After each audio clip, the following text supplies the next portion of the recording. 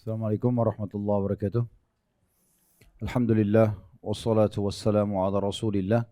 Segala puji dan puja kehadirat Allah Subhanahu wa taala, juga salawat dan taslim kepada Nabi besar Muhammad sallallahu alaihi wa ala alihi wa sahbihi wasallam. Seperti biasa, kurang lebih sebulan sekali kita melanjutkan bedah buku Bergegaslah Taubat Sebelum Terlambat, dan kita sudah menyelesaikan bab terakhir tentang masalah kembali kepada Allah. Perlu saya titik beratkan kembali Bapak Ibu sekalian bahwasanya tidak ada jalan yang paling benar, jalan yang paling membawa kepada kebahagiaan, ketentraman jiwa, ya, kesuksesan kecuali jalan Allah Subhanahu wa taala. Artinya kita meniti dan mempelajari apa yang telah Allah halalkan sehingga kita nikmati semuanya, dan apa yang telah Allah perintahkan kita kerjakan, karena semua itu pasti kebaikan, seperti Allah suruh jujur, amanah, tanggung jawab. Kemudian begitu juga dengan ibadah-ibadah khusus kepadanya seperti sholat, membaca Al-Quran.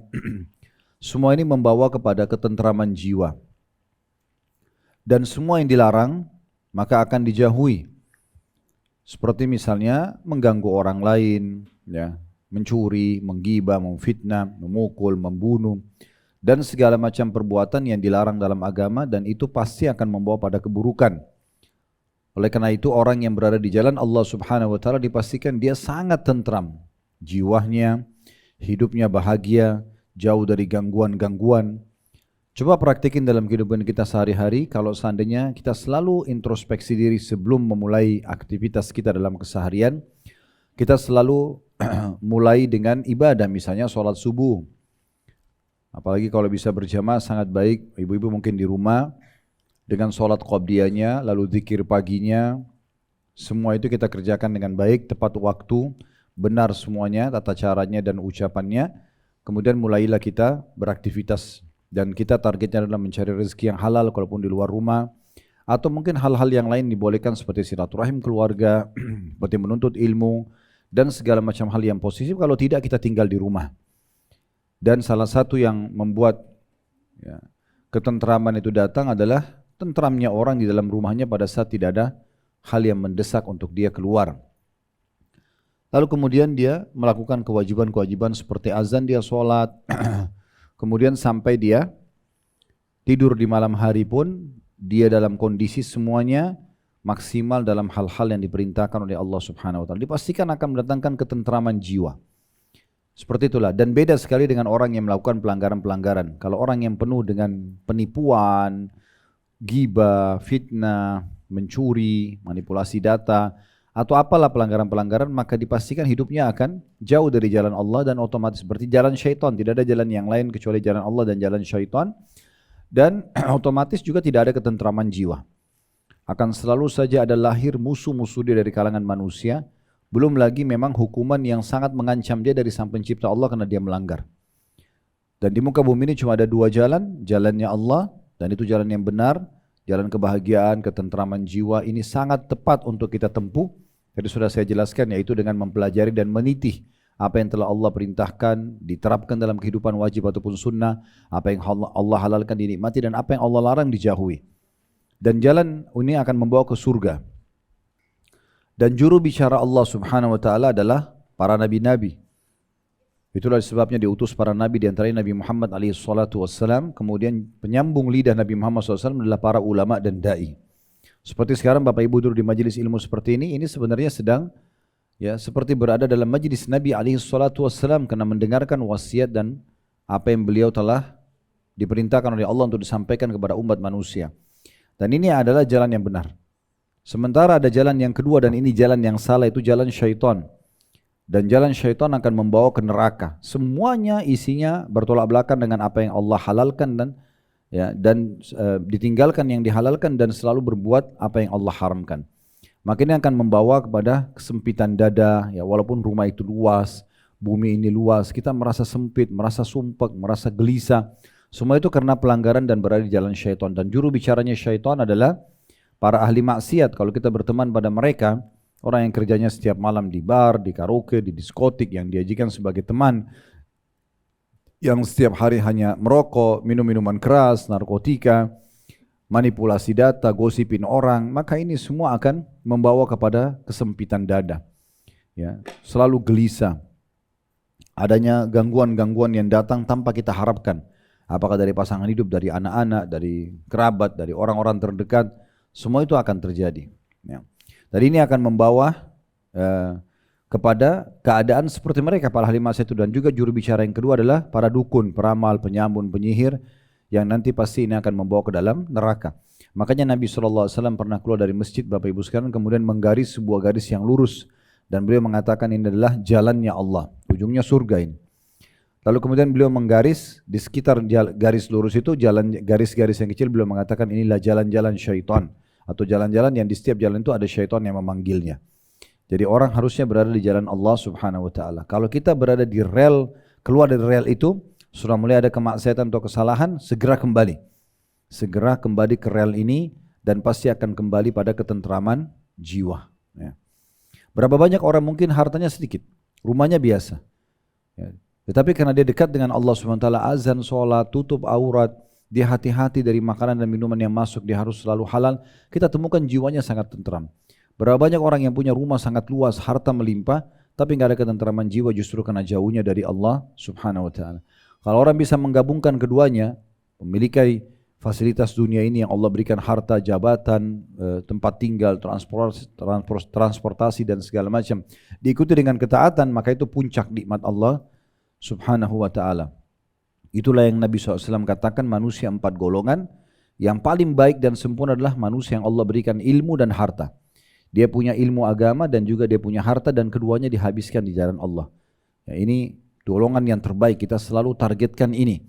Karena mereka akan sibuk selalu dalam detik-detik hidupnya untuk mengisi kebaikan, dan akhirnya Allah berikan fasilitas, diberikan harta melimpah, diberikan ilmu yang luas gitu. Golongan kedua yang Allah berikan kepada mereka ilmu tapi tanpa harta. Namun dia tulus dengan niatnya berkata, artinya dia tahu ilmu agama tapi nggak punya harta. Dia nggak bisa bangun masjid, nggak bisa bantu anak yatim, nggak bisa sedekah lah. Maka dia berkata, golongan kedua yang hanya diberikan ilmu ini, kalau seandainya Allah berikan aku ya, harta sebagaimana diberikan golongan yang pertama, aku akan berbuat yang sama. Maka mereka, kata Nabi SAW, sama pahalanya. Golongan ketiga adalah orang yang buruk. Orang yang diberikan harta tapi tidak punya ilmu, tidak pernah mau belajar agama, tidak ada majelis ilmu yang dihadiri, tidak tahu mana halal, mana haram. Maka mereka sibuk mencari pendapatan-pendapatan haram dan sibuk menghabiskan di jalan yang haram. Ya, uangnya hanya habis pada maksiat kepada Allah Subhanahu wa ta'ala. Ini orang yang buruk. Orang yang lebih buruk lagi adalah golongan keempat yang tidak diberikan harta dan tidak diberikan ilmu. Jadi sudah bodoh ilmu agama, miskin lagi. Namun sayangnya dia melihat golongan yang ketiga tadi yang punya harta haram, tidak punya ilmu dan dihabiskan dalam maksiat, maka dia pun berkata, kalau seandainya saya diberikan seperti orang ini, saya akan buat yang sama. Maksudnya akan maksiat kepada Allah Subhanahu wa ta'ala. Maka mereka berdua, golongan ketiga sama 4 ini sama dosanya. Ya. Jadi ini sedikit review tentang materi kita yang lalu. Kita membahas dari halaman 23 sampai halaman 27 pada kesempatan yang lalu tentunya ya. Dan sudah kita bacakan dalam surah Al-Mu'minun, surah nomor 23 ayat 99 sampai 115 kalau saya ingat saya waktu itu ya.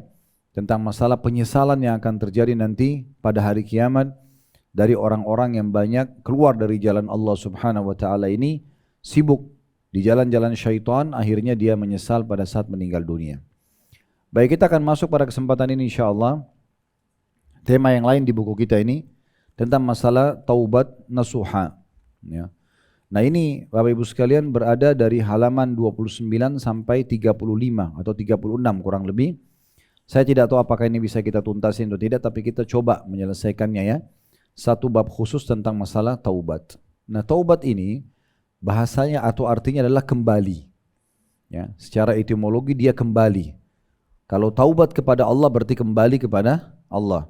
Karena dia mengakui kesalahan yang dia lakukan. Umumnya semua kesalahan dan pelanggaran pasti diikuti dengan penyesalan. Allah berikan dalam hatinya menyesal, dia tahu itu salah. Sehingga akhirnya dia tidak mengulanginya lagi. Dia tidak mengulanginya. Nah, taubat ini saya melihat adalah sebuah tiket VIP luar biasa gitu. Karena dengan taubat ini Allah bukakan pintu ini satu saja, maka sudah cukup memberikan kepada kita keselamatan dunia akhirat. Bagaimana tidak? Orang berbuat dosa 70 tahun misalnya. Non-stop buat dosa setiap hari. Kalau Allah izinkan dia di umur 71 dia taubat, dia kembali kepada Allah walaupun hitungan menit, yang penting dia tulus kepada Tuhannya, dosanya 70 tahun bersih.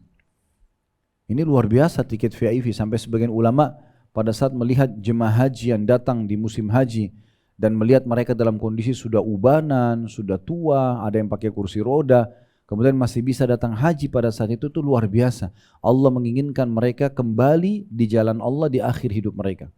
Berapa banyak di antara mereka yang tadinya mungkin belum sholat, akhirnya sholat pulang dari haji misalnya. Itu Allah ingin kebaikan buat mereka. Bahkan setiap orang di antara kita, kalau Allah berikan kesempatan untuk melakukan satu perbuatan ibadah, pastikan itu adalah bentuk kasih sayang Allah kepada dia. Kata Ali radhiyallahu anhu, kalau Allah mengizinkan lisan seorang hamba beristighfar, berarti Allah tidak ingin menyiksanya. Kalau Allah mau kan Allah bisa tahan lisannya, tidak akan ucapkan astagfirullah. Tapi dengan astagfirullah dia selamat dari siksa Allah, gitu kan? Karena istighfar akan menyelamatkan dia dari siksa, kan gitu. Nah, taubat ini Bapak Ibu sekalian manfaatnya besar sekali. Selain tadi membersihkan kesalahan kita masa lalu, sehingga kita bisa selamat dari hukuman-hukuman Allah Subhanahu wa taala, taubat ini akan mengembalikan semua fasilitas yang tertahan karena dosa. Jadi kalau seorang hamba melakukan dosa, itu berarti dia telah membuka sebuah pintu ya untuk mengurangi fasilitas dia. Karena dosa itu mirip kalau kita di perusahaan kita melanggar. Nah, kalau melanggarkan di perusahaan buat pelanggaran, berarti dia sudah membuka pintu ancaman untuk dia mendapatkan kekurangan fasilitas ya. Misalnya dipotong gaji, ya. Misalnya dia tidak mendapatkan bonus, ya. Misalnya dia mendapatkan SP atau surat peringatan. Ada bahkan lebih parah karena besar pelanggarannya maka langsung di PHK, kan gitu. Dikeluarkan dari perusahaan dengan tidak terhormat misalnya. Maka itu di perusahaan manusia. Begitu juga dengan Allah Subhanahu wa taala. Tanpa disamakan Allah dengan makhluknya, tapi Allah memiliki peraturan-peraturan kalau dilanggar maka orang itu sangat dekat dengan ancaman. Cuma bedanya antara Allah dengan makhluknya, kalau manusia mungkin Bapak Ibu buat pelanggaran di perusahaan, maka bisa saja dikeluarkan dari perusahaan dan perusahaan tidak akan menerima lagi. Siapa di dunia ini Bapak Ibu sekalian pemilik perusahaan yang masih mau menerima pegawainya yang sudah melakukan pencurian misalnya, atau manipulasi data, atau pernah memukul temannya, atau menyakiti atasannya dengan kata-kata yang tidak baik misalnya? Tidak ada, gitu kan? Orang manusia tidak akan memaafkan orang seperti ini, atau mungkin tidak akan menerimanya minimal lagi kerja. Kalaupun membuka pintu maaf misalnya, maka tidak akan interaksi lagi dari sisi pekerjaan, kan gitu. Tapi Allah Azza wa Jalla berbeda. Kalau kita taubat Bapak Ibu sekalian, maka semua kesalahan kita yang lalu dimaafkan. Dan ini dan di sisi Allah SWT semua fasilitas yang dia tadinya tertahan karena membuka pintu dosa dikembalikan. Ya. Jadi kalau kita kayak di perusahaan tadi bisa kembali kerja lagi, bisa seperti nama kita pertama harum, gak ada urusannya dengan masa lalu. Makanya kata Nabi SAW, At-ta'ibu minadz-dzambi kaman la dzamba lahu. Orang yang taubat dari dosanya maka seperti orang yang tidak punya dosa sama sekali. Jadi tidak ada hukuman sama sekali bagi dia. Ya, sebagaimana juga sabda Nabi SAW dalam hadis yang lain, at-taubatu tajubu ma qablaha, taubat akan membersihkan kesalahan-kesalahan yang lalu. Yang berarti di sisi Allah Subhanahu wa taala fasilitas yang tadinya tertahan karena dia buat dosa dikembalikan. Makanya orang yang sudah taubat itu kembali Allah Subhanahu wa taala bukakan pintu rezeki, tapi sudah yang halal bukan lagi yang haram. Kembali Allah bukakan pintu-pintu yang banyak tertutup mungkin sebelumnya, dari ketentraman jiwa, kebahagiaan, teman-teman yang baik, komunitas yang baik dan seterusnya lah. Allah berikan bertahap, Allah berikan, maka Allah kembalikan yang tadinya tertahan karena dosa dia. Plus lagi tambahannya adalah di akhirat nanti dia akan mendapatkan surga yang terbaik. Tidak ada kata terlambat dalam Islam. Walaupun dia taubat di akhir hidupnya, tetap dia akan mendapatkan fasilitas terbaik nanti di surga. Ya, makanya kisah yang pernah saya sampaikan kalau masih ingat, Khuwairik, ya. Khuwairik ini seorang pendeta Yahudi, saya ingatkan kembali kisahnya, di mana dia pada saat Nabi SAW mengumandangkan memanggil untuk perang Uhud di 16 Syawal hari Sabtu tahun 3 Hijriah, selepas subuh seruan Nabi SAW menyebar di seluruh Madinah untuk memanggil muslimin. Sebenarnya dari hari Sabtunya ya, dari hari Jumatnya Nabi sudah suruh sampaikan sampai hari Sabtu paginya. Lalu kemudian berkumpullah semua orang-orang untuk ikut berperang termasuk Khuwairik. Khuwairik sempat mengajak ya kaumnya untuk masuk Islam tapi tidak mau masuk Islam, akhirnya dia syahadat sendiri. Dia masuk Islam di waktu duha. Dan peperangan terjadi beberapa saat setelah itu. Subhanallah, di medan perang dia terbunuh mati syahid sebelum waktu duhur. Jadi Khuwairik baru masuk Islam, waktu duha dia ikut berperang di Uhud, dia terbunuh mati syahid. Maka waktu jenazahnya dilihat oleh Nabi SAW, beliau mengatakan, apakah ini orang yang tadi baru masuk Islam? Kata para sahabat, iya ya Rasulullah. Kata Nabi SAW, siapa yang ingin melihat penghuni surga yang belum pernah sujud sekalipun, lihat orang ini. Karena dia masuk Islam di waktu duha, berarti kan tidak ada kewajiban sholat subuh, karena sudah lewat waktunya. Duhur belum masuk waktunya, dia sudah mati syahid. Berarti belum ada kewajiban sholat kena pada dia, karena dia baru masuk Islam dan sudah terbunuh mati syahid. Begitu Islam melihatnya. Masuk surga, walaupun tadinya adalah orang Yahudi, membenci Islam, mengatakan Uzair adalah anak Allah, ya, memusuhi Nabi Musa alaihissalam dan sekian banyak pelanggaran-pelanggaran yang mereka lakukan. Tapi Allah terima dengan kelapangan buat dia untuk memaafkan, untuk lapangan buat dia dengan memaafkan kesalahan-kesalahannya. Jadi luar biasa taubat itu Bapak Ibu sekalian. Ini prolognya dulu ya, pembukaannya tentang kedudukan taubat itu. Jadi taubat itu kembali kepada Allah SWT, ini akan mendatangkan kebahagiaan, ketentraman jiwa, dan plus fasilitas yang tadinya tertahan karena dosa akan dibukakan kembali di dunia, dan di akhirat akan mendapatkan balasan surga yang terbaik. Jadi tidak ada kata terlambat. Walaupun kita baru taubat hari ini misalnya karena mendengarkan materi ini dari dosa-dosa kita semuanya, tetap fasilitas di surga bisa kita kejar ya. Dengan memohon kepada Allah Subhanahu wa taala agar diberikan fasilitas yang terbaik, bukan mustahil. Kata Nabi SAW, kalau kalian minta surga, minta Firdaus karena dia tertingginya surga. Mungkin kalau kita mau ukur amalan kita tidak akan cukup, tapi rahmat Allah luas. Tugas kita hanya merengek kepada Allah saja. Nangis saja sama Allah, sujud, mohon kepada Allah, walaupun dosa kita banyak yang lalu, Allah bisa berikan kita fasilitas yang terbaik. Nah, itu yang terjadi di dalam agama Islam. Dan ini taubat ini sebuah tiket VIP. Cuma butuh diikuti dengan nasuha. Apa itu nasuha? Tulus. Memang betul-betul dia taubat karena dia menyesal pada Tuhannya. Ya. Jadi bukan karena ajakan temannya, bukan karena disuruh sama orang tuanya, bukan desakan pasangannya, bukan anaknya. Memang dia sendiri merasa ini salah.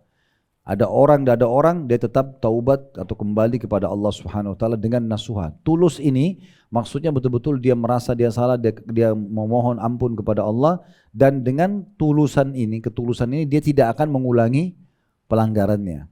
Ya, seperti itu yang dimaksud dengan taubat nasuha. Makanya judul kita bertaubat dengan taubat nasuha. Kapan taubatnya tidak nasuha, tidak tulus, dia masih ada niat untuk mengulangi dosanya, maka berarti tidak akan diterima oleh Allah Subhanahu wa taala. Maka Imam Nawawi mengatakan ada 3 syarat mutlak taubat itu. Sering kita ulangi dari awal dalam buku kita ya. Meninggalkan dosa itu seketika, lagi bohong, lagi riba, lagi zina, berhenti.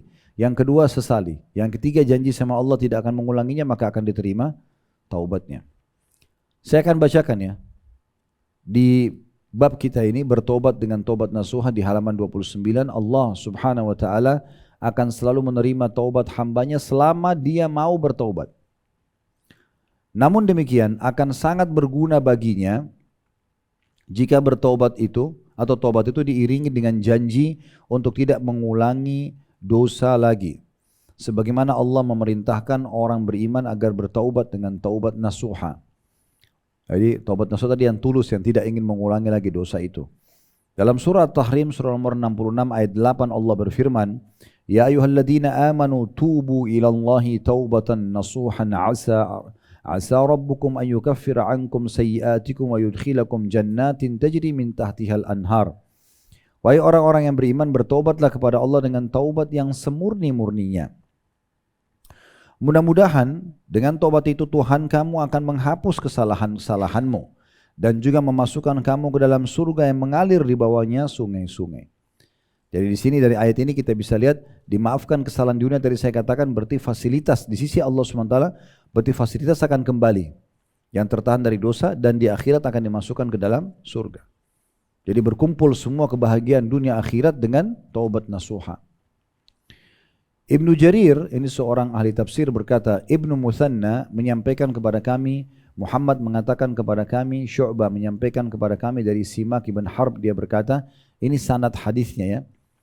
Aku mendengar An-Nu'man ibn Bashir radhiyallahu anhuma, An-Nu'man sahabat, Bashir ayahnya sahabat, kita bilang radhiyallahu anhuma, berkhutbah.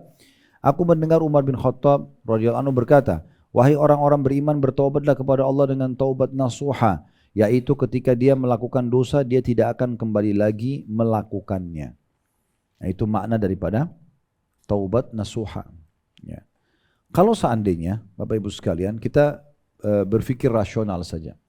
Kalau seandainya Allah Subhanahu wa Ta'ala mengharamkan segala sesuatunya, termasuk kebutuhan dasar kita tidak bisa kita nikmati, misal makan, minum, ya, biologis, pakaian, apalah, pekerjaan, jabatan, ya, dan segala macam. Ini nggak boleh semuanya. Tidak ada yang halal.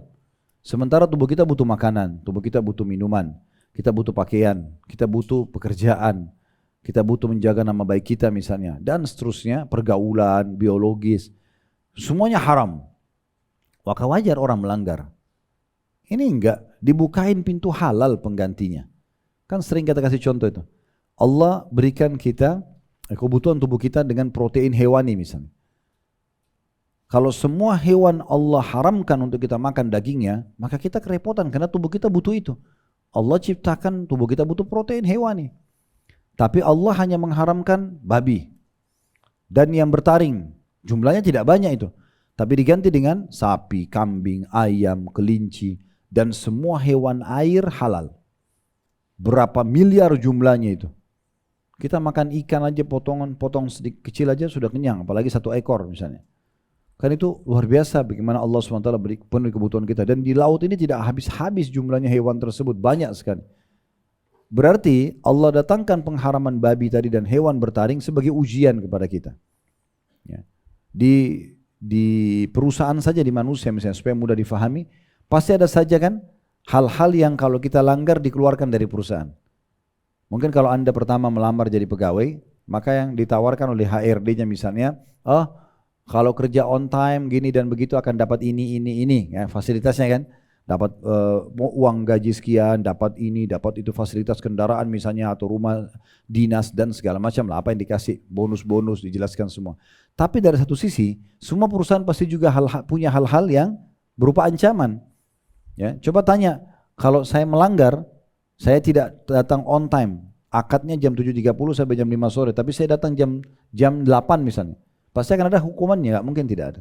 Kalau pekerjaan target 3 bulan, saya nggak penuhi, apa konsekuensinya? Pasti akan ada.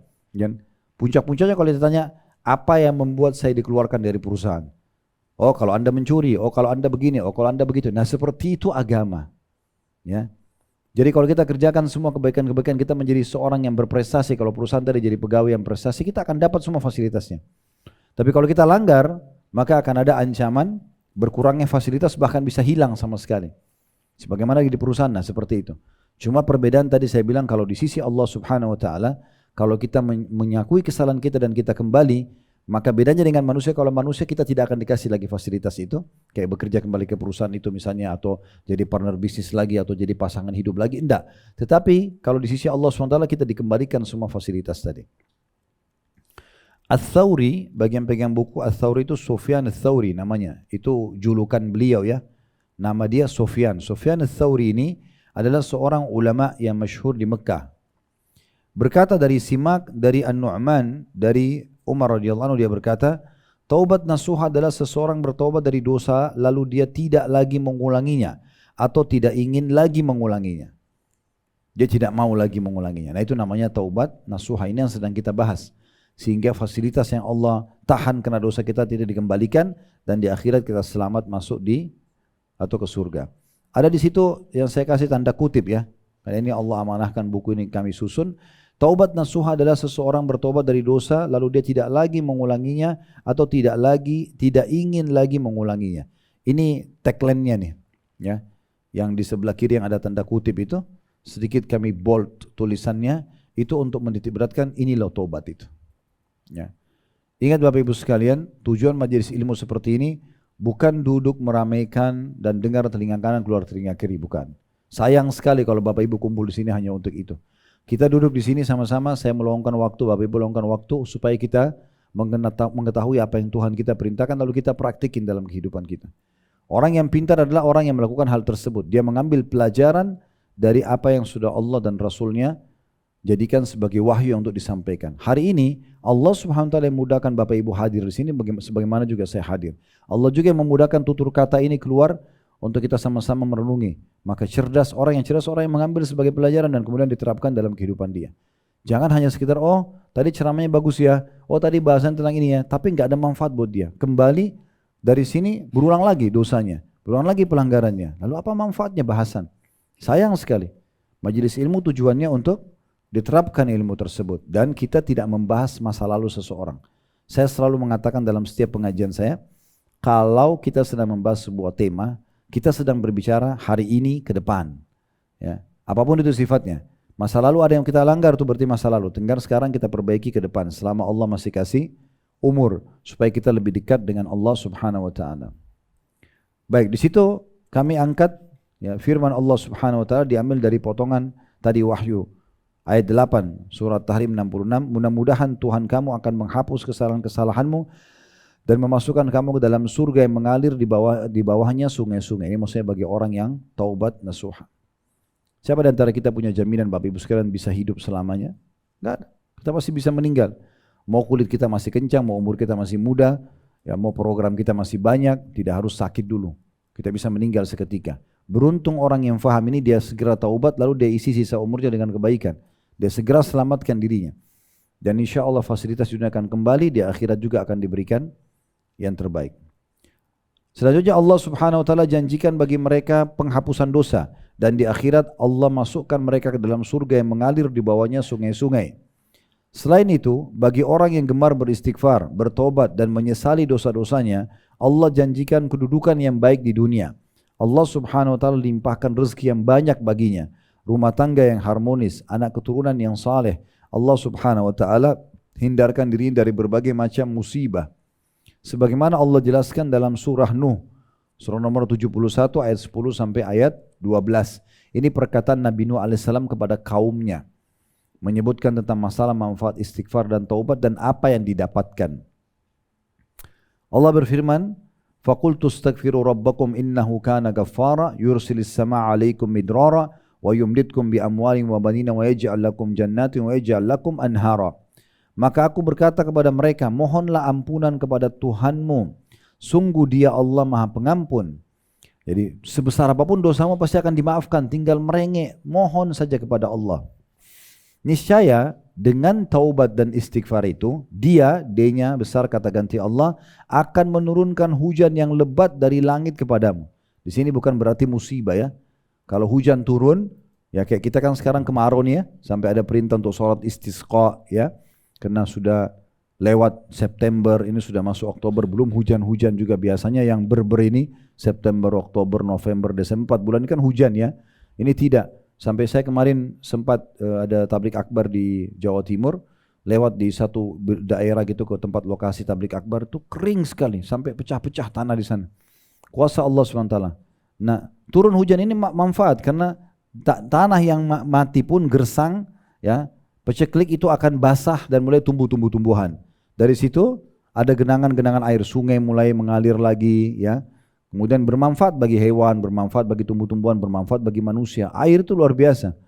Ya, makanya Allah SWT mengatakan dalam firman yang lain, wa ja'alna minal ma'i kulla syai'in hayy. Kami jadikan dari air semuanya bisa hidup. Ya, manusia bisa tahan tanpa makan tapi tidak bisa tahan tanpa minum. Kita bisa tahan lapar. Abi Dzar radhiyallahu anhu pernah tinggal 40 hari di Mekah tidak makan apa-apa kecuali minum air Zam-Zam. Hidup. Gitu kan? Tapi kalau tidak minum ini enggak mungkin.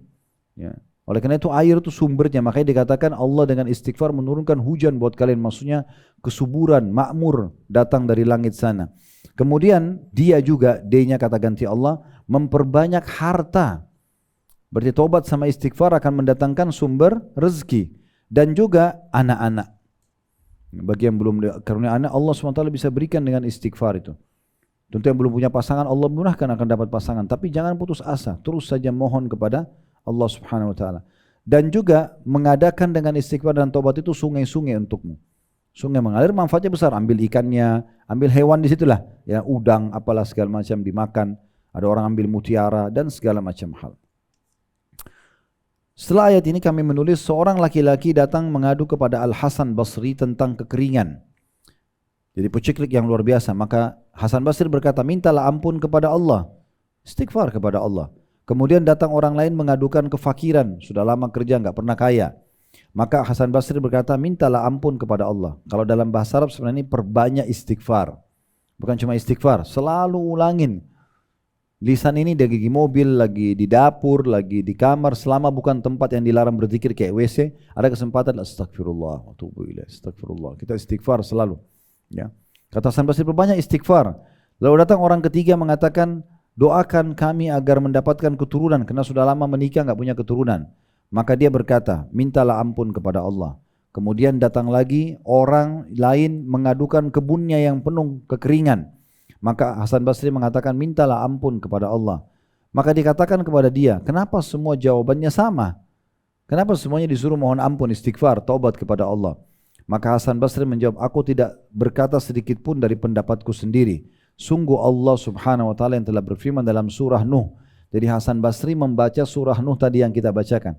Ya, ayat 10 sampai ayat 12 surah nomor 71 tadi, yang artinya mohon ampunlah kepada Tuhanmu, sungguh Dia Maha Pengampun, niscaya Dia akan menurunkan hujan yang lebat dari langit, hujan lebat dari langit kepadamu, dan memperbanyak untukmu harta juga keturunan, dan juga mengadakan untukmu sungai-sungai. Juga dalam firman Allah Subhanahu wa taala yang lain, istighfar ini dan taubat bisa menghalangi datangnya hukuman Allah. Apapun itu sifatnya. Sebagaimana dalam surah Al-Anfal surah nomor 8 ayat 33 Allah mengatakan, "Wa ma kana Allahu liyu'adzibahum wa anta fihim wa ma kana Allahu mu'adzibahum wa hum yastaghfirun." Tetapi Allah tidak akan menghukum mereka selama engkau Muhammad berada di antara mereka, dan tidak pula Allah akan menghukum mereka sedangkan mereka masih memohon ampun. Ayat ini turun Bapak Ibu sekalian surah Al-Anfal ayat 33 kepada orang kafir Quraisy. Ya. Makanya para sahabat mengatakan, dahulu kami memiliki dua kekuatan untuk selamat dari siksa Allah. Yang pertama adalah keberadaan Rasulullah SAW. Selama Nabi masih ada, masih hidup, maka aman dari siksa Allah. Karena Nabi langsung bisa mengingatkan kesalahan orang pada saat itu dan memohon ampun untuk mereka. Yang kedua adalah istighfar. Maka kata para sahabat, sekarang Nabi sudah tidak ada, sudah meninggal. Tersisa satu saja buat kita, yaitu istighfar dan taubat. Kalau ini pun tidak dilakukan, maka pastikan azab Allah bisa datang setiap saat. Ya. Oleh karena itu beristighfar adalah solusi yang paling luar biasa gitu. Nah, orang-orang kafir Quraisy Bapak Ibu sekalian, mereka itu subhanallah, kalau sudah tahu alhamdulillah, kalau belum tahu saya sampaikan. Mereka ini sangat unik gitu. Sampai kata Nabi SAW, sesungguhnya Hajar Aswad dan Maqam Ibrahim, ya, dua-duanya itu akan memancarkan cahaya yang memenuhi antara timur dan barat. Seluruh alam semesta ini bisa terang dari cahayanya, ya. Kalau bukan karena dosanya orang-orang Quraisy. Karena mereka buat dosa, Allah redam cahayanya dua benda dari langit ini. Dalam sebuah riwayat, dua benda ini adalah dari surga, ya. Jadi luar biasa. Lalu apa dosa mereka sampai seperti itu? Yang pertama syirik kepada Allah. Mereka datangkan patung-patung dekat Ka'bah sampai ada 360 patung. Allah murka sekali dengan orang yang berbuat kesyirikan ini. Mereka berdoa sama Allah, yakin Ka'bah rumah Allah, tapi patung-patung ini dimintai juga.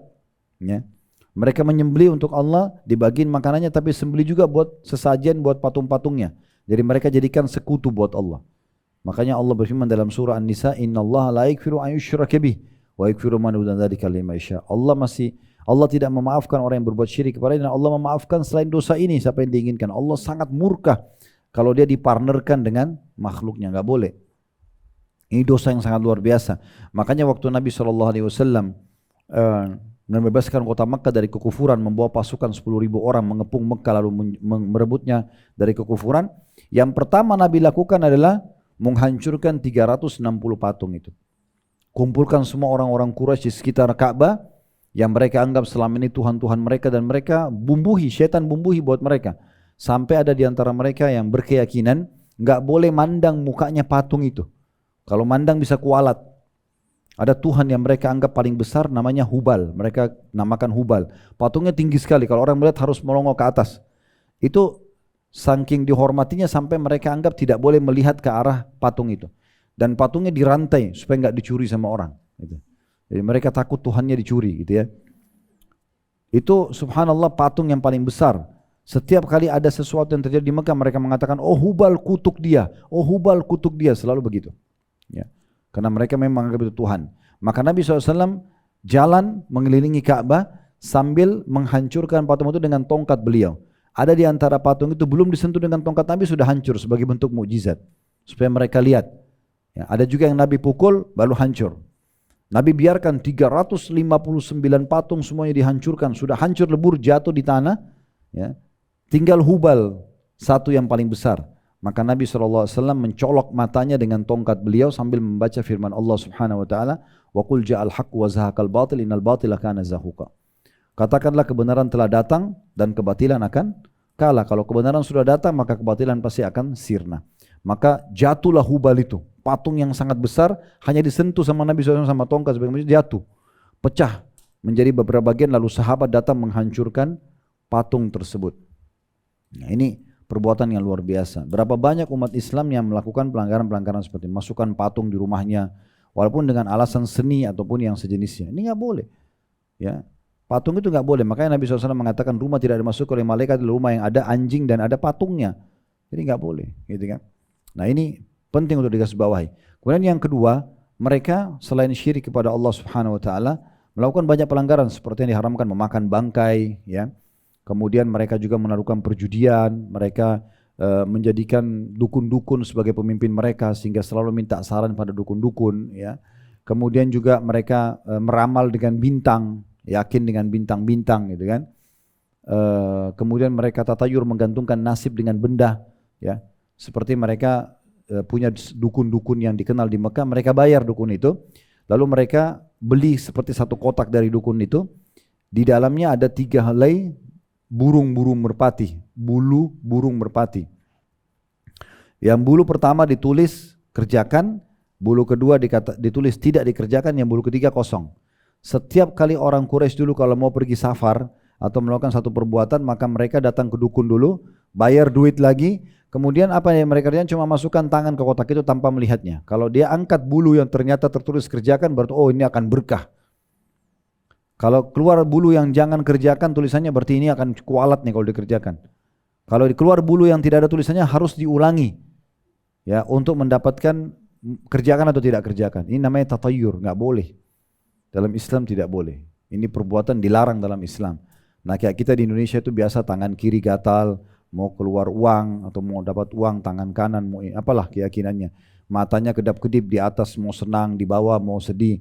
Ini enggak boleh. Matanya capek aja istirahat selesai, gitu. Kompres pakai es batu sembuh, gitu kan. Kalau tangan kiri itu gatal selalu mau dapat uang, gatalin aja tiap hari, nggak usah kerja, nggak ada urusannya. Belum yang kupingnya, belum yang ini, belum yang itu, belum menganggap hari Selasa sial, segala macam ini nggak boleh. Ya. Tapi subhanallah dengan semua pelanggaran itu, Allah mengatakan Allah tidak akan menyiksa mereka hai Muhammad selama kau ada di situ, dan Allah tidak menyiksa mereka selama mereka istighfar. Jadi istighfar itu menghalangi hukuman Allah datang. Masih dikasih kesempatan untuk kembali kepada Allah. Itu makna surah Al-Anfal ayat 33 tadi. Ibnu Abbas radhiyallahu anhu, kita lanjutkan ya. Masih di halaman 32 paragraf terakhir. Ibnu Abbas radhiyallahu anhu berkata, sungguh Allah telah menjadikan untuk umat ini 2 keamanan. Mereka akan tetap terjaga dan terlindung dari bencana azab atau siksaan selama keduanya berada di tengah-tengah mereka. Adapun keamanan yang pertama telah Allah ambil kembali kepadanya, maksudnya dalam kurung keberadaan Nabi Muhammad SAW. Jadi Nabi sudah meninggal, berarti sudah tidak ada lagi cara untuk itu ya, karena beliau sudah tidak bisa kita minta tolong untuk beristighfar kepada Allah. Sedangkan keamanan yang kedua dari siksa Allah adalah tetap berada di tengah-tengah mereka, maksudnya adalah istighfar seorang mukmin. Allah berfirman, tetapi Allah tidak akan menghukum mereka selama engkau hai Muhammad berada di tengah-tengah mereka, dan tidak pula Allah akan menghukum mereka sedang mereka masih memohon ampun. Ini tadi Ibnu Abbas menjelaskan tafsir Al-Anfal ayat 33. Nabi Muhammad SAW sebagai manusia terbaik, pemilik akhlak yang paling mulia, telah diampuni oleh Allah dosanya, baik yang lalu juga yang akan datang. Nabi Muhammad SAW itu dosa yang lalu semua dimaafkan, kalau pernah dilakukan, kalaupun belum dikerjakan sudah dimaafkan sama Allah. Ini kelebihan Allah SWT berikan kepada para nabi-nabinya. Ya. Namun beliau tetap beristighfar dan menyuruh umatnya untuk memperbanyak istighfar. Ya, dalam sabda Nabi SAW ada di situ hadis yang berbunyi, ya ayuhan nasu tubu ilallahi fa inni atubu fil yaumi ilaihi mi'ata marrah. Wahai manusia, bertobatlah kepada Allah karena aku sendiri, walaupun dosaku sudah dimaafkan yang lalu dan akan datang, tetap bertobat 100 kali dalam sehari. Ya, ada footnote nomor 22 di bawah ya. Bisa dilihat hadis itu riwayat Imam Muslim nomor 2702. Jadi Nabi SAW pun mau istighfar, kenapa kita enggak istighfar? Para sahabat juga mengatakan, in kunna na'uddu li Rasulillah sallallahu alaihi wasallam fil majlisil wahidi mi'ata marra rabbighfirli wa tub alayya innaka antat tawwabur rahim. Artinya, sungguh kata para sahabat, kami telah menghitung ucapan Rasulullah sallallahu alaihi wasallam dalam satu majlis. Jadi kalau lagi duduk begini atau ngobrol sama teman-temannya, pasti sahabat menghitung. Dari semua ucapan beliau pasti diselipin istighfar. Dan mereka mengatakan, pasti kami temukan ucapan Nabi dalam ucapan ngobrol sama sahabat-sahabatnya, Rabbighfirli wa tub alayya. Ya, Rabbighfirli wa tub alayya innaka antat tawwabur rahim. Ya. Ya Tuhanku, ampunilah aku dan terimalah taubatku, sungguhnya Engkau adalah zat yang maha menerima taubat lagi maha penyayang. Kata para sahabat sebanyak 100 kali. Nabi terus ulangi, Rabbighfirli wa tub alayya innaka antat tawwabur rahim. Terus ngobrol lagi. Besok Nabi ulangi lagi, di saat teringat lagi, Rabbighfirli wa tub alayya ya innaka antat tawwabur rahim. Terus ngobrol lagi. Tapi sahabat hitung dalam satu majelis itu bisa sampai 100 kali Nabi ulangi. Ya, padahal sebenarnya beliau sudah diampuni dosa-dosanya yang lalu. Ya. Selanjutnya di halaman 34 lanjutannya, Rasulullah SAW bahkan mengajarkan Sayyidul Istighfar atau tuannya istighfar. Artinya yang terbaik, kalau Bapak Ibu mau istighfar, ini istighfar yang terbaik. Ya, tapi tentu istighfar cukup banyak lafadznya ya, tapi ini yang terbaik, dikenal dengan Sayyidul Istighfar atau tuannya istighfar. Ini biasanya kita dianjurkan baca sekali pagi dan sekali sore, tapi diikuti dengan keyakinan dan keikhlasan ya. Kata Nabi SAW, Sayyidul Istighfar, tuannya istighfar. Yang terbaik dari istighfar adalah antaqula, engkau mengucapkan, Allahumma anta rabbi la ilaha illa anta khalaqtani wa ana abduka wa ana ala ahdika wa wa'dika mastata'at a'udzu bika min syarri ma sana'at abu'u laka bi ni'matika 'alayya wa abu'u bi dhanbi faghfirli fa innahu la yaghfiru dhunuba illa ant. Ya, yang artinya, ya Allah, sesungguhnya Engkau Tuhanku, tidak ada yang berhak disembah kecuali Engkau. Engkau lah yang telah menciptakanku, aku adalah hambamu, dan aku berada di atas janji, ya. Aku berada di atas perjanjian denganmu ya, dan meyakini janjimu semampuku. Aku berlindung kepadamu dari seluruh keburukan yang pernah aku lakukan, dan aku mengakui nikmat-nikmatmu kepadaku, dan aku juga mengakui dosa yang aku lakukan, maka ampunilah aku, sesungguhnya tidak ada yang mengampuni dosa kecuali Engkau. Itu kata Nabi SAW, itu tadi yang di sini Bapak Ibu lihat di halaman 34, hadis lafaz bahasa Arab dan terjemahannya. Di bawah ada penjelasan tentang keutamaannya. Dalam lanjutan hadis, beliau SAW bersabda, "Wa man qalaha minan nahari muqinan biha." Siapa yang mengucapkannya di siang hari atau pagi hari dengan penuh keyakinan dengan apa yang dia ucapkan. Kalau kita di sini ikut dengan terjemahannya supaya kita faham, oh ini yang kita ucapkan gitu ya. Famata min yaumihi qabla an yumsi, kemudian dia meninggal sebelum tiba sore hari, fa huwa min ahlil jannah, dijamin dia masuk ke dalam surga. Wa man qalaha minal laili wa huwa muqinun biha, dan siapa yang mengucapkannya sore hari dengan penuh keyakinan dengan janji Allah Subhanahu wa taala dan Rasulnya Muhammad SAW ini, famata, kemudian dia mati qabla an yusbih, sebelum dia tiba pagi hari, fa huwa min ahlil jannah, maka dia termasuk penghuni surga. Ada footnote nomor 24, hadis riwayat Bukhari nomor 6306. Ya, jadi ini Sayyidul Istighfar adalah bagian pilihan istighfar. Kalau tadi kan ada Rabbighfirli wa tub alayya innaka antal ghafurur rahim, itu yang sering diulangi Nabi SAW dalam satu majlis. Tapi boleh enggak saya baca astagfirullah wa atubu ilaih saja? Bisa. Astagfirullah saja bisa. Ada yang lebih panjang, astaghfirullahal azim alladzi la ilaha illa huwal hayyul qayyum wa atubu ilaih. Nah, kalau hadis yang istighfar yang baru saya sebutkan terakhir ini, ada al hayyul qayyum, itu kata Nabi SAW akan diampuni dosanya si pengucap walaupun sebanyak buih di lautan. Ya, karena ada sifat Allah al hayyu al qayyum, zat yang maha hidup dan terus-menerus mengurus makhluknya. Kemudian istri yang mulia, istri Nabi SAW, Ummul Mukminin Aisyah radhiyallahu anha berkata, karena Rasulullah sallallahu alaihi wasallam yukthiru an yaqula qabla mauti subhanallahi wa bihamdi astaghfirullah wa atubu ilaih. Sebelum meninggalnya Rasulullah SAW, beliau memperbanyak mengucapkan, ya, ini doa ini istighfarnya, subhanallahi wa bihamdi, maha suci Allah dan segala puji baginya, astaghfirullah wa atubu ilaih, atau beristighfar kepadanya, memohon maaf ya, wa atubu ilaih, dan berjanji tidak akan mengulanginya. Jadi kalau Bapak Ibu bilang astagfirullah, itu sama dengan kalau kita sama manusia, maafin saya ya. Ya, itu astagfirullah, kayak kita bilang maafin saya Allah. Wa atubu ilai, saya janji tidak akan mengulanginya. Nah, seperti itu. Ini contoh lafaz istighfar yang lain. Jadi Nabi SAW juga membaca subhanallahi wa bihamdi astagfirullah wa atubu ilai. Sangat baik kalau seorang muslim dan muslimah memvariasikan doa-doa ini ya. Minimal sehari sekali dia baca, supaya dicatat di buku amalnya dia sudah mengamalkan apa yang Nabi SAW amalkan ya. Dan istighfar ringan sekali. Astagfirullah subhanallahi wa bihamdi astagfirullah wa atubu ilaih, atau tadi astagfirullah saja, atau astagfirullahal azim, atau astagfirullah wa atubu ilaih. Ada astagfirullahal azim alladzi la ilaha illa huwal hayyul qayyum wa atubu ilaih. Atau sayyidul istighfar, Allahumma anta rabbi la ilaha illa anta khalaqtani wa ana 'abduka wa ana ala ahdika wa wa'dika mastata'tu. A'udzu bika min syarri ma sana'tu, abu'u laka bi ni'matika 'alayya wa abu'u bi dhanbi faghfirli fa innahu la yaghfiru dzunuba illa ant. Ini ada footnote di situ disebutkan oleh Imam Ahmad dalam musnadnya beliau. Itu di halaman 35. Yang terakhir di sini kita tutup dengan ini insyaallah. Kalau ada pertanyaan setelah ini silahkan. Yaitu hadis qudsi. Dan ini hadis yang luar biasa dalam masalah taubat.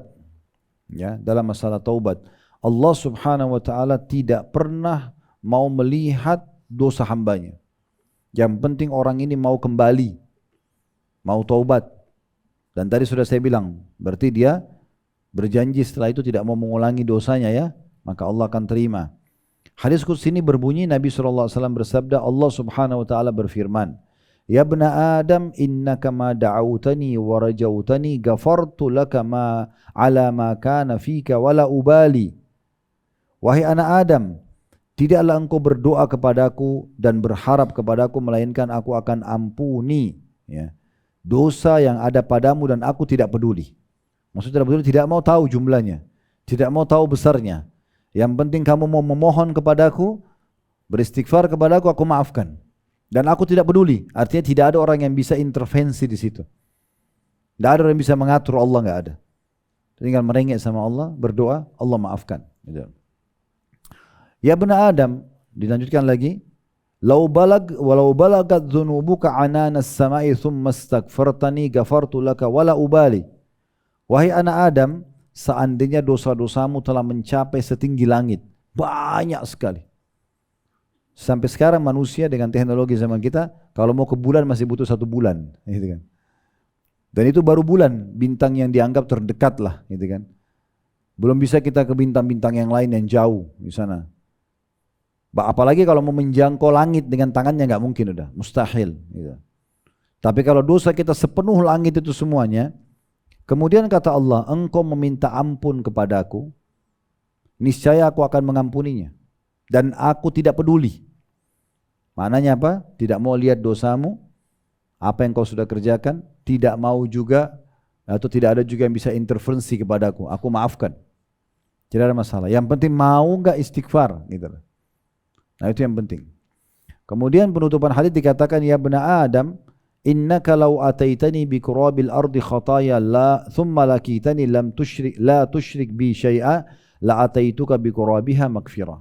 Wahai anak Adam, kalau seandainya engkau datang kepadaku dengan membawa kesalahan sepenuh bumi, kemudian engkau menemuiku dengan tidak mempersekutukan sesuatu denganku, niscaya aku akan datang kepadamu dengan ampunan sepenuh bumi itu juga. Hadis ini riwayat Tirmidzi dan dinilai sahih oleh Syekh Albani. Baik, kita tutup dengan hadis ini. Saya akan bedah hadis ini karena hadis ini berisikan beberapa potongan janjian dari Allah. Yang pertama dulu, adanya anjuran faedahnya ya, untuk memperbanyak doa, ngerengek, manja sama Allah. Makanya Ibnu Qayyim rahimahullah pernah melihat ada satu kasus. Beliau lewat di depan satu rumah, rupanya di rumah itu ada satu ibu lagi marah sama anaknya. Saking marahnya ibu ini sampai anaknya dikeluarkan di depan pintu, ditutup pintu. Anak itu ngerengek-ngerengek, nangis. Karena lama ibunya nggak bukain pintu, anak itu tidur depan pintu. Karena sudah tidur nggak ada suaranya, rupanya ibunya mungkin prihatin juga, dibuka pintu, digendong, dimasukin ke dalam. Ibnu Qayyim saksikan itu. Kata Ibnu Qayyim, maha suci Allah.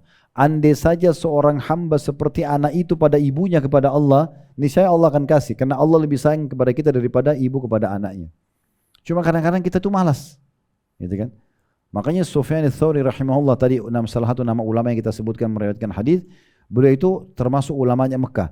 Tidak pernah Bapak Ibu sekalian punya hajat apapun, kecil ataupun besar, kecuali beliau wudu, sholat, sujud. Karena kebetulan beliau di Mekah, beliau depan Ka'bah, sujud. Tidak angkat kepalanya sampai dia tuangkan semua dengan bahasa dia kepada Allah, dan dia tidak angkat sampai dia merasa hatinya pelong baru diangkat kepalanya. Kembali kepada Tuhannya. Karena kalau nikmat sedang melimpah, ingat selalu itu, yang ciptakan kita Allah, yang ciptakan nikmat itu Allah, yang bisa mempertahankan hanya Allah. Lalu untuk apa minta pada manusia? Gitu kan?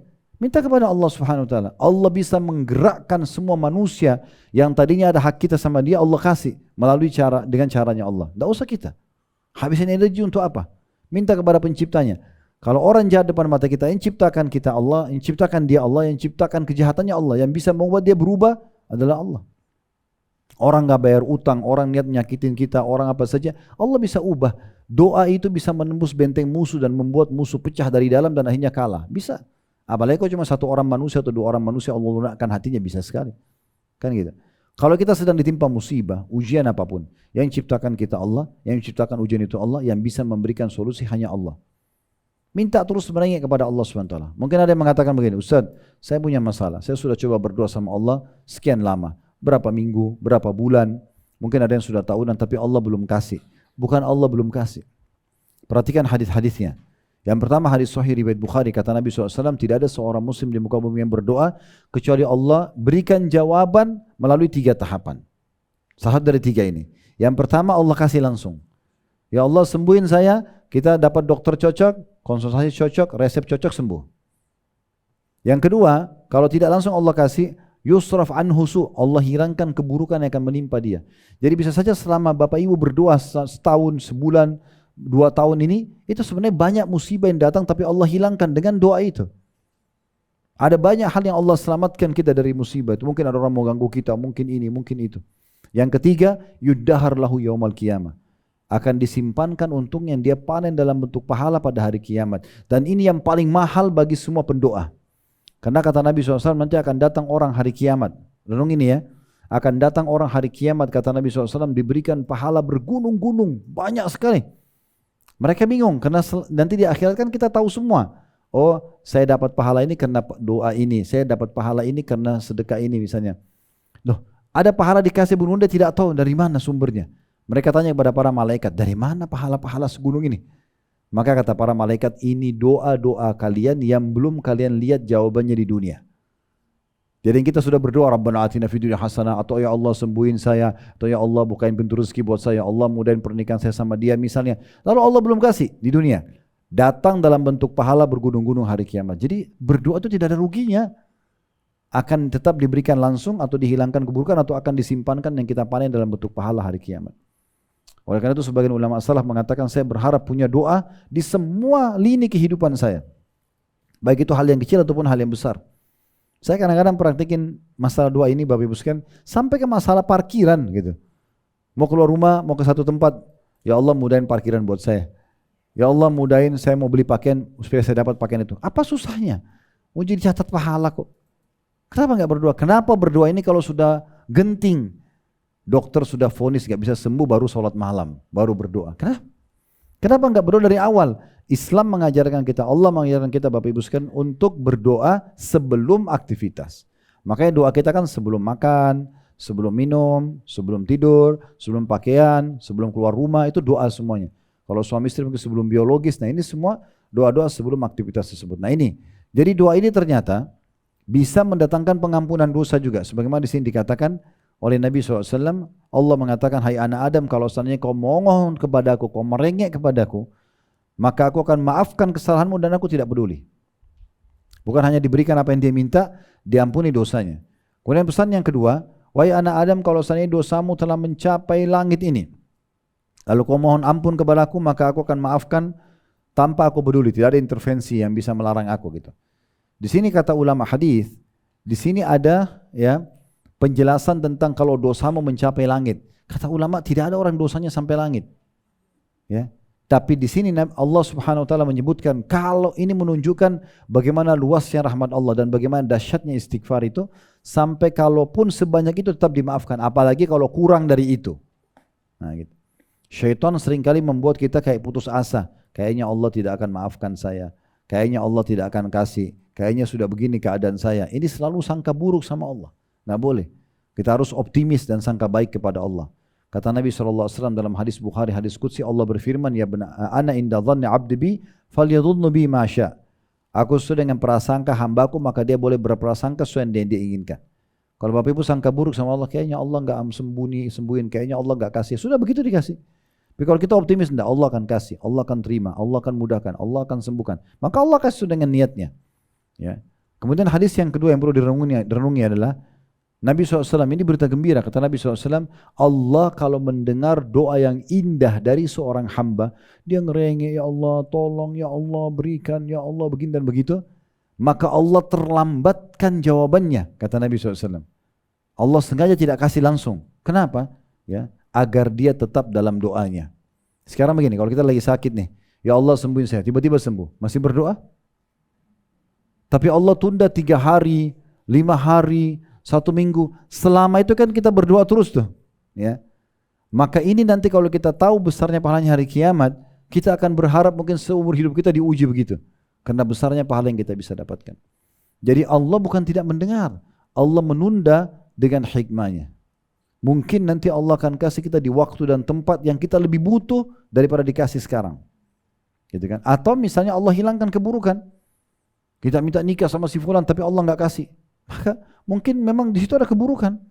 Selama kita sudah berdoa, kalau kita paksakan mungkin jadi masalah misalnya, ya sudah, sangka baik dengan Allah SWT. Tapi tetap minta agar diberikan yang terbaik dari Allah SWT.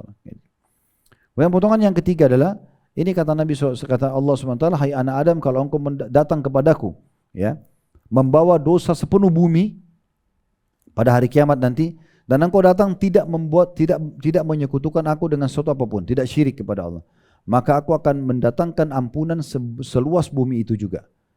Maksudnya apa? Ini perlu difahami ya.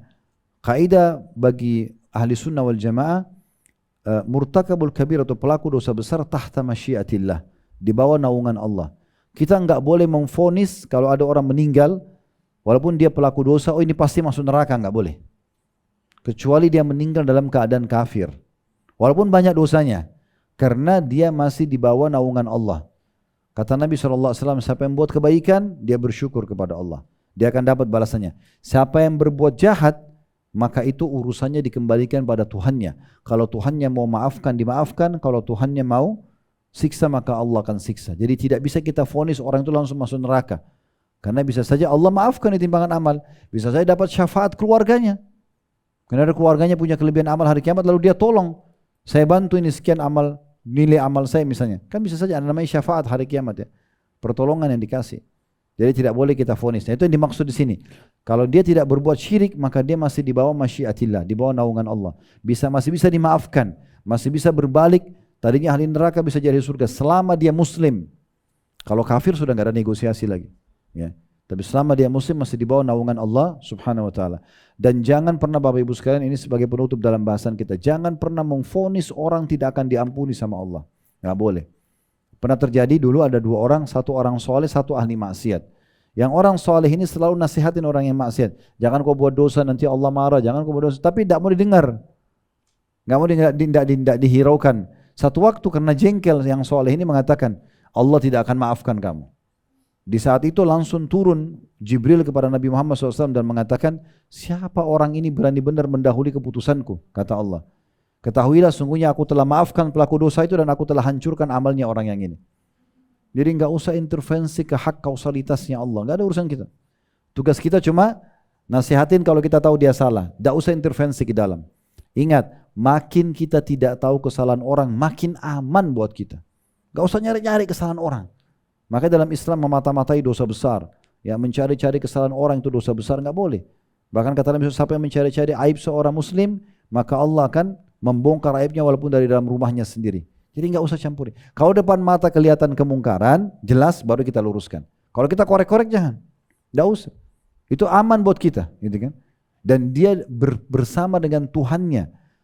Bapak Ibu di sini yang jadi status suami ataupun istri, harus sadar, kita menikah untuk menjadi pendamping, bukan pengawas. Bukan pengawas. Enggak usah jadi pengawas. Karena tidak ada orang yang suka diawasi. Saya kalau saya berpikir mengawasi, saya nggak bisa tenang di luar begini. Istri saya lagi buat apa? Hubungan sama siapa? Kan gelisah. Ibu juga begitu sama suami. Nggak usah, serahkan kepada Tuhannya. Dan Allah tugaskan malaikat bodyguard, nggak digaji. Ngapain ambil tugasnya? Hah? Udah biarin dijaga sama Tuhannya. Ya kan gitu. Karena memang kaidah dasarnya, pelaku dosa itu di bawah keputusan sang pencipta Allah. Allah mau Allah maafkan, Allah mau Allah hukum. Nggak usah khawatir. Tapi kalau Allah buka depan mata kita, baru kita luruskan. Ingatkan, itu namanya kemungkaran. Ya, kita tegakkan kemungkaran, ingkari kemungkaran tersebut agar dia selamat atau keluar dari kesalahannya. Allahu a'lam. Ini bahasanya insya Allah kedepannya kita akan masuk ke bahasan lain, yaitu tentang kisah para salafus saleh dalam bertobat dari dosa-dosa mereka.